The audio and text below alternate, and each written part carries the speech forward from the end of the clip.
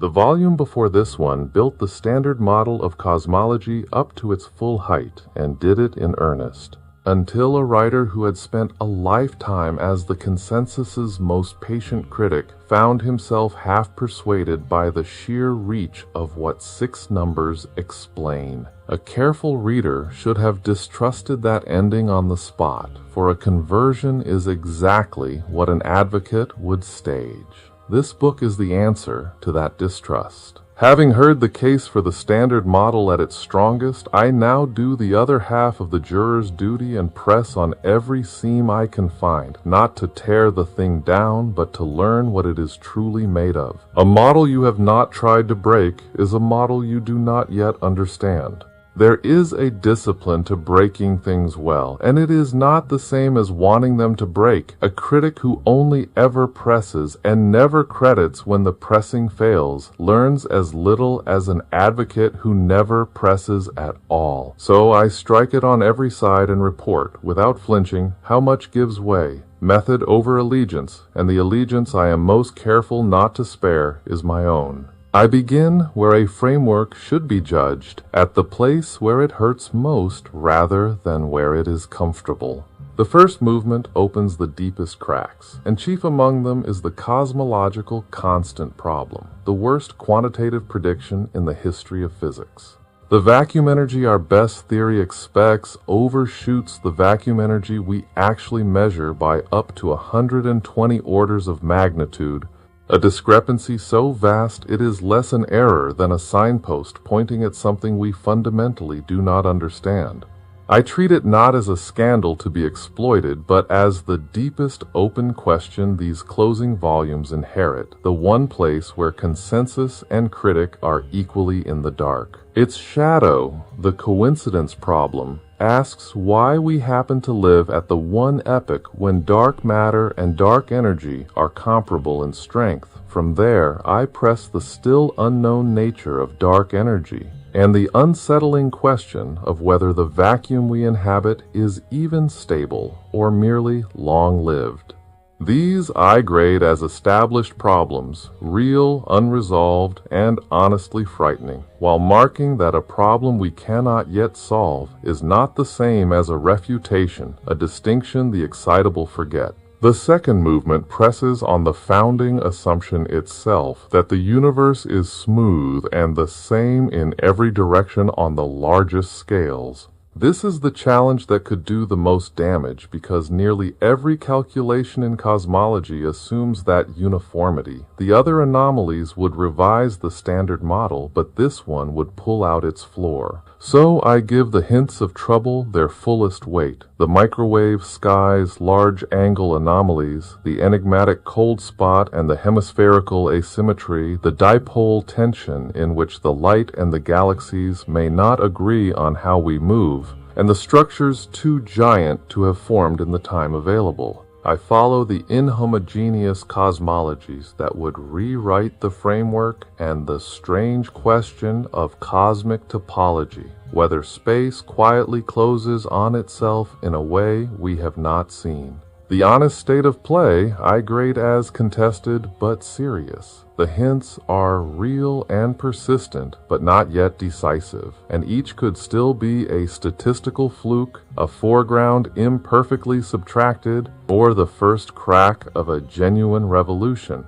And I try to convey both the seriousness of the stakes and the true uncertainty of the evidence without collapsing into alarm or complacency. The third movement stages the fairest and hardest fought contest in the book, the great rivalry of the missing mass, dark matter against modified gravity.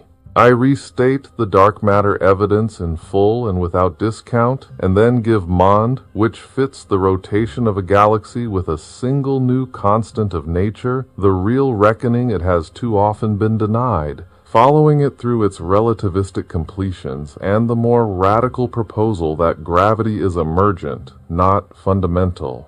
This is where a fair juror is most tempted to cheat, because modified gravity is genuinely better than dark matter at one thing, the rotation of individual galaxies, and genuinely worse at almost everything else. From clusters to the microwave sky to the growth of structure, I let the bullet cluster, where mass and hot gas visibly part company in the wreck of a cosmic collision, do the adjudicating it is famous for. The verdict is uncomfortable, and I refuse to tidy it into a rout, not a clean win for either side, but a lopsided split that most of the evidence resolves in dark matter's favor, while leaving one real anomaly standing to its rival's credit. The fourth movement puts inflation on trial. The violent expansion in the first sliver of the first second that the standard picture leans on to explain why the universe looks the way it does. I lay out the real problems it solves, and then I do not let it off the hook for the price it charges. Its slipperiness, its tendency to predict so much that it predicts nothing in particular, and the multiverse its most natural versions seem to demand. I give its rivals a genuine hearing, because a solution that cannot yet be distinguished from its competitors is a hypothesis, however elegant, not a fact. Inflation is the standard model's most philosophically awkward pillar. Enormously useful, widely believed, and harder to test cleanly than any honest advocate would like. And I hold all three of those truths at once. The fifth movement reaches for the very beginning, the questions that sit at the edge of what physics can even ask. Creation from nothing, and whether that phrase means anything precise, and the bounce, in which our universe is the rebound of a previous one, rather than an absolute start. This is the book's most speculative ground, and I mark it as a speculative bridge at every step, because here the temptation is to mistake a beautiful mathematical story for established knowledge, the temptation this whole series exists to resist. What I can offer at this frontier is not answers, but a clear map. Which questions physics can hope to decide with evidence, which may be permanently beyond reach, and which are not really physics at all, but metaphysics wearing an equation's clothes. Telling those three apart is most of the wisdom available here, and I supply it in place of a certainty no one honestly has.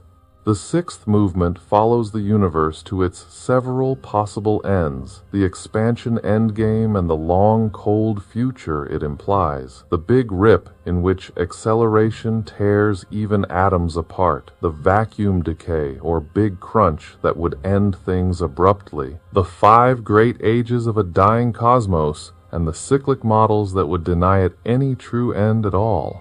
Each ending follows from a different answer to the open questions of the earlier movements, so the fates of the universe turn out to be one more way of asking which cosmology is true. A debate about dark energy that can feel abstract becomes vivid when you follow it to a sky that freezes, or is torn apart, or collapses. The ends of the universe are the open questions made visible. The seventh movement renders the contested ledger, and it is not quite what a lifelong skeptic might have hoped. The strains are real, and I minimize not a single one. The anomalies are genuine, and the alternatives are often beautiful. And yet, pressed to the bottom, not one of these challenges overturns the framework.